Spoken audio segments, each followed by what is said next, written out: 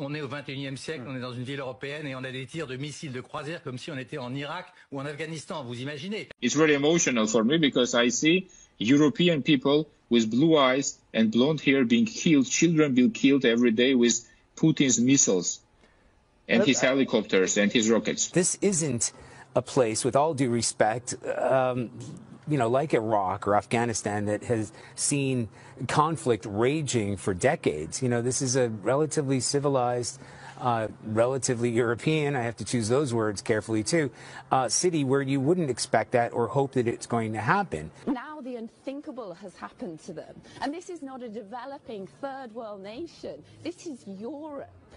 These are not refugees from Syria. These are refugees from neighboring Ukraine. I mean, that, quite frankly, is part of it. These are Christians, they're white, they're very similar to people who live in Poland.